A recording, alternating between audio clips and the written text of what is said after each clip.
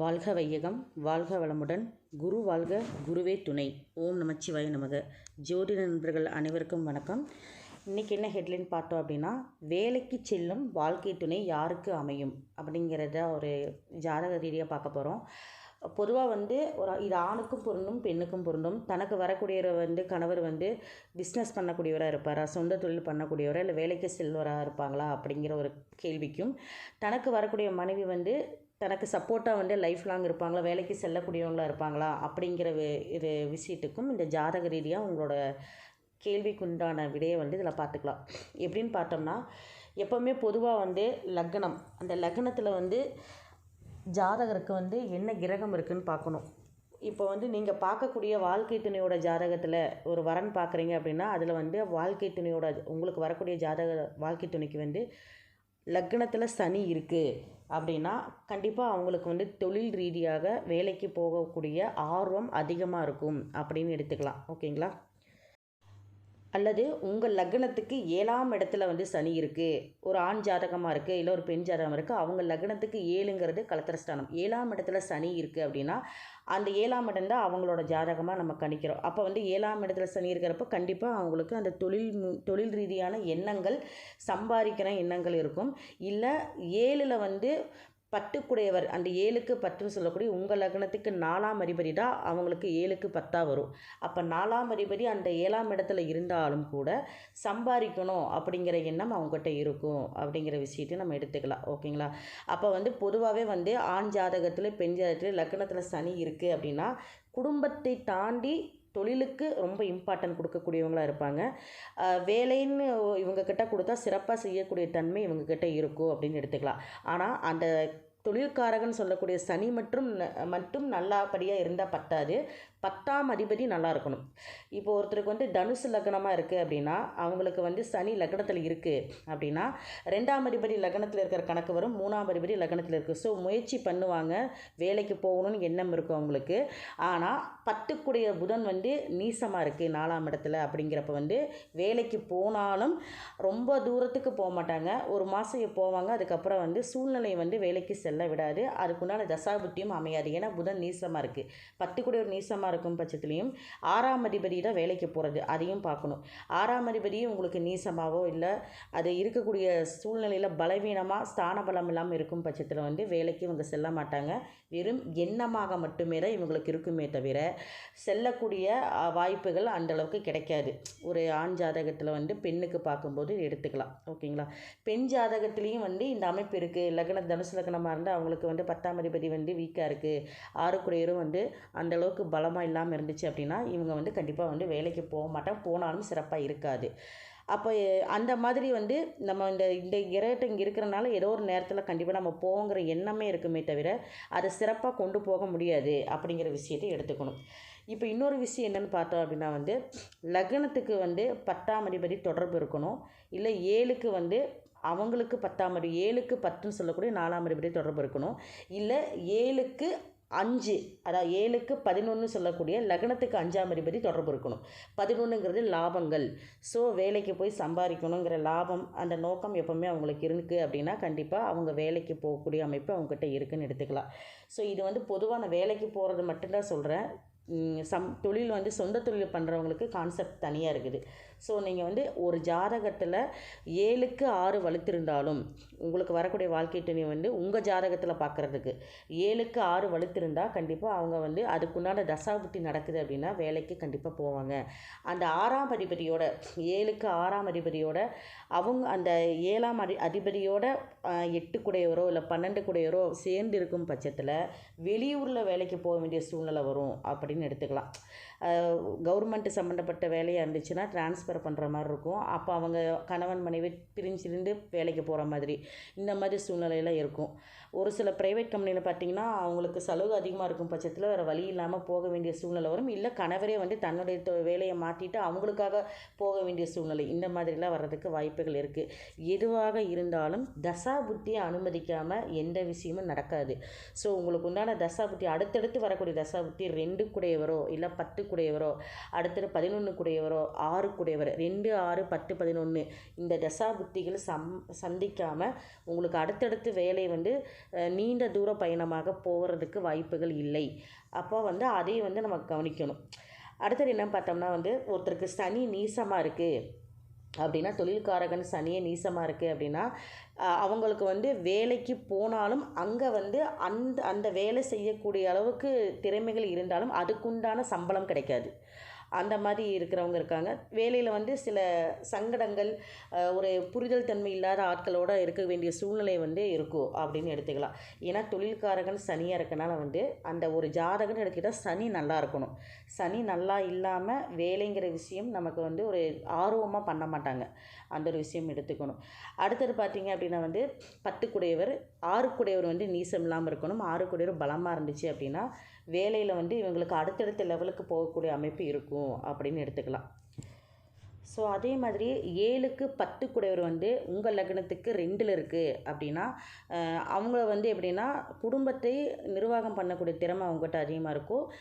சம்பாரித்து குடும்பத்தை கவனிக்கணும் அப்படிங்கிற எண்ணம் இருக்கும் அவங்களுக்கு. அந்த மாதிரி ஜாதக அமைப்பு இருக்கிறவங்களும் வேலைக்கு போகிறதுக்கு வாய்ப்புகள் இருக்குது.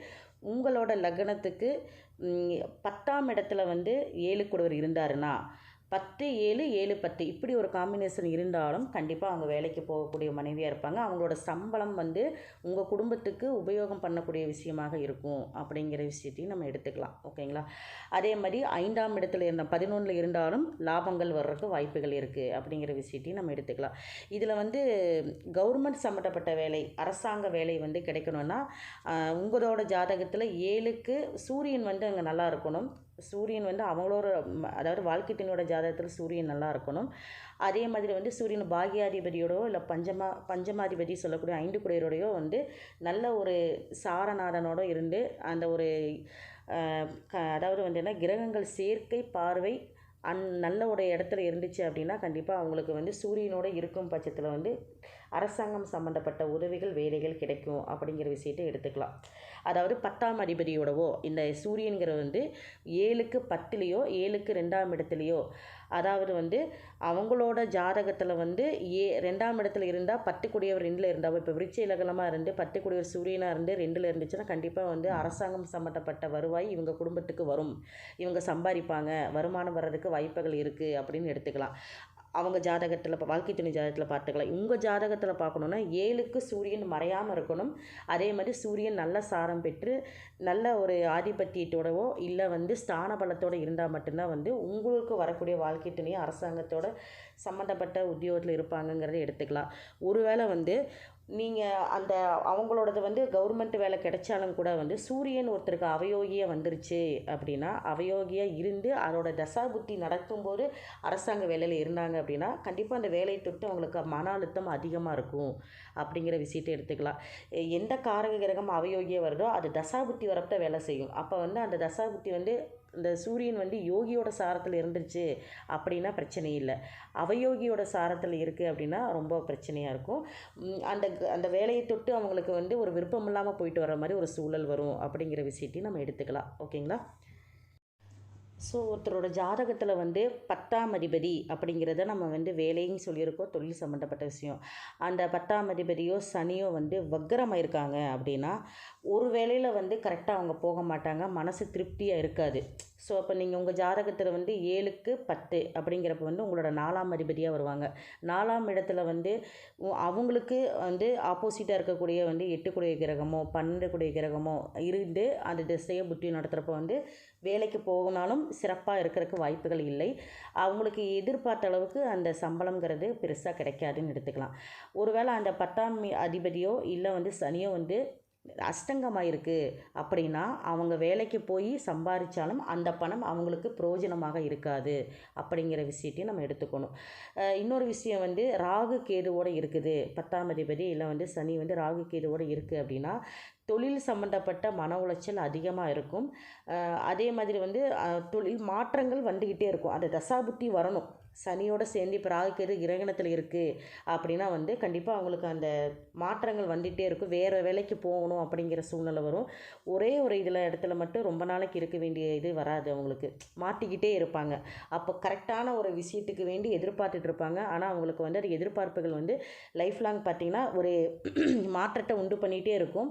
பெருசாக அதுக்கு உண்டான வந்து இது கிடைக்காது அவங்களுக்கு. அப்போ வந்து என்னென்னா என்றைக்குமே வந்து ஒரு வேலைக்கு போகணும் அப்படின்னா அந்த தசா புத்தி அடுத்தடுத்து ஒரு நல்ல தசா புத்தியாக இருக்கணும். அதே மாதிரி பார்த்திங்கன்னா இப்போ ஒருத்தருக்கு வந்து துலா லக்னம்னு வச்சுக்கிங்களேன், செவ்வாய் வந்து 4ஆம் இடத்துல உச்சமாகறாரு. கண்டிப்பாக அவங்களுக்கு வரக்கூடிய வாழ்க்கை துணை வேலைக்கு போகிறவங்களாம் இருப்பாங்க. ஆனால் அந்த செவ்வாய் வாங்கின சாரம் பார்க்கணும். அது வந்து 7க்கு 8 கூடியவரோடது 12 கூடியவரோட சாரம் வாங்கியிருக்கு. அப்படிங்கிறப்ப என்ன ஆகும்னு கேட்டிங்கன்னா, அவங்க ஒரு மனநிலை வந்து சூழ்நிலை வந்து ஒரு இறுக்கத்தோட தான் வேலைக்கு போவாங்க. இல்லை வெளியூர் வேலைக்கு போகிற மாதிரி ஒரு சூழ்நிலை வரும். எப்போவுமே ஒரு கிரகத்தோட சாரநாதன் வந்து அதோட சூழ்நிலையை சொல்லுது. அப்போ அவங்க வந்து அந்த போகிற வேலைக்கு ஒரு ஆர்வத்தோடு போகிறாங்களா, நல்லா சம்பாதிக்கிற ஒரு இது அமைப்போடு இருக்காங்களான்னு பார்க்கணுன்னா, கண்டிப்பாக வந்து அவங்களுக்கு வந்து அந்த அதிபதி வந்து வாங்கின சாரத்தை பார்க்கணும். பொதுவாகவே ஒரு ஜாதகத்தில் வந்து வெளியூர் போய் ஒருத்தர் வேலைக்கு போய் நல்லா இருப்பாங்களா அப்படின்னு பார்க்கணும். வெளிநாடு போய் ஒருத்தர் வேலைக்கு போய் நல்லா இருப்பாங்களா அப்படின்னு பார்க்கணுன்னா, கண்டிப்பாக வந்து அந்த ராசி மீனத்தோட தொடர்புள்ள தசாபுத்தி நடக்கணும். குருவாக இருக்கணும். குரு வந்து மீனத்தை பார்க்குற மாதிரி இருக்கலாம் கோச்சாரத்தில். இல்லை உங்களுக்கு 12 கூடியவர் வந்து மீனத்தை பார்க்குற மாதிரி இருக்கணும். 12ஆம் அதிபதி வந்து தசாபுத்தியோடது இருந்தாலும் சரி, 9, 12 இதெல்லாம் வந்து வெளிநாடு சொல்லக்கூடிய விஷயமா இருக்குது. அந்த மாதிரி தசாபுத்தி நடக்கும்போது கண்டிப்பாக வந்து வெளியூர் போகிறக்கு வாய்ப்பு இருக்கும். ஆனால் 7ஆம் அதிபதி வந்து நல்லா இருந்தால் தான் வந்து வெளிநாடு போய் சம்பாதிப்பாங்க. அப்போ வந்து உங்களோட ஜாதகத்தில் 7க்கு 7 அதை பார்க்கணும். இல்லை உங்கள் ஜாதகத்திலேயே நீங்கள் வேலைக்கு போய் நல்லா இருப்பீங்களா, ஒரு நமக்கு வந்து கிடைக்கக்கூடிய விஷயங்கள் நல்லபடியாக கிடைக்குமா, தடை இல்லாமல் கிடைக்குமா, நல்லா சம்பாதிப்போமா அப்படின்னா, உங்கள் ஜாதகத்தில் 7ஆம் அதிபதி உங்கள் லக்னத்தில் இருந்தாவோ, இல்லை 7க்குடையவர் 7 ஆட்சியோ, இல்லை 7 ஆட்சி உச்சம் இந்த மாதிரி இருந்தாவோ, இல்லை திரிகோணத்தில் கேந்திரத்தில் இருந்தாலும் கூட வந்து நல்லபடியாக உங்களுக்கு சம்பாதிக்கக்கூடிய தன்மை இருக்கும். ஒருவேளை அந்த 7ஆம் அதிபதியே வந்து மறைஞ்சிருக்கு, 8ஆம் இடத்துல இருக்குது, 6ஆம் இடத்துல இருக்குது, 12ஆம் இடத்துல இருக்குன்னா அதுக்கு உண்டான வந்து விரயமாக இருக்கும். வேலைக்கு போனாலும் ஒரு திருப்தி இருக்காது. நீங்கள் எதிர்பார்த்த அளவுக்கு பணம் ஏர்ன் பண்ண முடியாது. ஸோ இந்த 7ஆம் அதிபதி என்றைக்கும் மறையக்கூடாது. நல்லபடியாக இருந்தால் மட்டும்தான் ரொம்ப நாளைக்கு வெளியூரில் இருக்க முடியும், வெளிநாட்டில் இருக்க முடியும். அப்படி இல்லை அப்படின்னா சிறிது காலம் அந்த டைம் புத்தி நல்லா இருக்கிற வரைக்கும் இருப்பாங்க. அதுக்கப்புறம் வந்து புத்தி மாறும்போது நெகட்டிவான புத்திகள் வரும் பட்சத்தில் வந்து என்ன ஆகும்னா மறுபடியும் அடுத்தது அவங்க ஊருக்கே வர வேண்டிய சூழ்நிலை வரும். ஸோ இது வந்து அந்த 7ஆம் அதிபதியை பார்க்கணும். கண்டிப்பாக அந்த தசா புத்தியோட 7 கூட ஒரு சம்பந்தம் பெறும்போது மட்டும்தான் சம்பாதிக்கக்கூடிய அமைப்பு சொல்லக்கூடிய 2, 6, 10 இது வந்து உங்களுக்கு கரெக்டாக வரணும். அந்த தசா புத்தி வந்து 7ஆம் அதிபதியும் நல்லா இருந்துச்சுன்னா கண்டிப்பாக வந்து இவங்க வேலைக்கு போய் நல்லபடியாக சம்பாரித்து அடுத்தடுத்த ப்ரொமோஷன் சொல்லக்கூடிய அளவுக்கு அவங்க போகிறதுக்கு வாய்ப்புகள் இருக்கும். சம்பளமும் அதிகமாக அடுத்தடுத்து ப்ரொமோட் ஆகிறதுக்கு வாய்ப்புகள் அதிகமாக இருக்கும் அப்படிங்கிறத எடுத்துக்கலாம். ஸோ உங்கள் ஜாதகத்தில் வந்து 7க்குடையவர் லக்னத்தில் இருந்தால் 7ஆம் அதிபதி லக்னத்தில் இருக்கும் பட்சத்தில் வந்து கண்டிப்பாக வந்து உங்களுக்கு வரக்கூடிய வாழ்க்கை துணை உங்களுக்கு தேடி வருவாங்க. அதே மாதிரி வேலை சம்மந்தப்பட்ட விஷயத்துலையும் அவங்களுக்கு ஆர்வங்கள் இருக்கும் அப்படிங்கிற விஷயத்தை எடுத்துக்கலாம். 7ஆம் அதிபதி வந்து உங்கள் லக்னத்துக்கு 2ல் இருக்குது அப்படின்னா கண்டிப்பாக குடும்பத்துக்கு வந்து ஒரு வருமானத்தை வந்து கொண்டு வரணும் அப்படிங்கிற வந்து மனநிலை அவங்களுக்கு எப்போவுமே இருக்கும். குடும்பத்தை அவங்க தான் வந்து கொண்டு போகணும், நடத்தணும் அப்படிங்கிற விஷயத்தை வந்து அவங்க எடுத்துக்கலாம். அடுத்தது 7ஆம் அதிபதி வந்து உங்கள் லக்னத்துக்கு 4ஆம் இடத்துல 5ஆம் இடத்துல இருந்தாலும் கண்டிப்பாக வேலைக்கு போகக்கூடிய அமைப்பு அவங்ககிட்ட இருக்குன்னு சொல்லலாம். அடுத்தது பார்த்திங்க அப்படின்னா 10, 11, 7 7க்கு 7ஆகவே இருக்குது. ஸோ அந்த லக்னத்தில் இருக்கிற பலன் வந்து வரும். 10, 11 அப்படி இருந்தாலும் 11ஆம் இடத்துல உங்கள் லக்னத்துக்கு வந்து 7ஆம் அதிபதி இருந்தாலும் கண்டிப்பாக பொருள் ஈட்டக்கூடிய அமைப்பு இருக்கும். அவங்களுக்கு அந்த எண்ணம் அதிகமாக இருக்கும். இது எல்லாமே வந்து ஜாதகத்தில் பொதுவான பலன். பட் இது நடக்கணும் அப்படின்னா தசா புத்தி கரெக்டாக வரணும். அடுத்தது என்ன பார்த்திங்கன்னா 10ஆம் அதிபதியும் 6ஆம் அதிபதியும் இன்னொன்று விஷயம் பார்த்திங்கன்னா காரக கிரகம் சொல்லக்கூடிய சனி அவங்க வந்து கெடாமல் இருக்கணும். வக்கரமானாலும் அஷ்டங்கம் அதே மாதிரி நீசம் இந்த மாதிரி விஷயங்களாக இருக்கும்போது வந்து அந்த தகுதிகள் குறைவாக இருக்குமே தவிர அந்த விஷயங்கள் நடக்காமல் போகாது. அப்போ வந்து நல்ல வேலையும் சொல்லக்கூடிய இடத்துல ஓரளவுக்கு இருக்கக்கூடிய வேலைக்கு போவாங்க. நிறைய சம்பாதிக்கணும்னு சொல்ல இடத்துல குறைவான சம்பளம் இருக்கும். அப்படி வந்து ஒரு மனநிலையை பொறுத்த அளவுக்கு வந்து இந்த கிரகத்தோட இருக்கக்கூடிய ஸ்தான பலத்தை பொறுத்தும் அது இருக்கக்கூடிய பலம் பலவீனத்தை பொறுத்தும் மாறுபடும். இதுதான் வந்து பொதுவான விதிகள். ஸோ இதை பொறுத்து வந்து உங்களுக்கு வரக்கூடிய வாழ்க்கை துணை வந்து எந்த மாதிரி இடத்துல இருக்குதுன்னு அமைப்பை பொறுத்து கண்டிப்பாக வேலைக்கு போவாங்களா, இல்லை வேலைக்கு போகக்கூடிய எண்ணம் மட்டும் இருக்கும், பட் போகாமல் இருப்பாங்க, வீட்டை மட்டும் பார்த்துக்குவாங்க, நிர்வாக திறமை மட்டும் அவங்க கவனிச்சுக்குவாங்க அப்படிங்கிற சூழ்நிலை இருக்காங்கிறது வந்து அவங்களோட கிரக பலத்தை பொறுத்து தான் நம்ம சொல்லணும். ஓகேங்களா? ஸோ மீண்டும் அடுத்த பகுதியில் சந்திப்போம். நன்றி, வணக்கம்.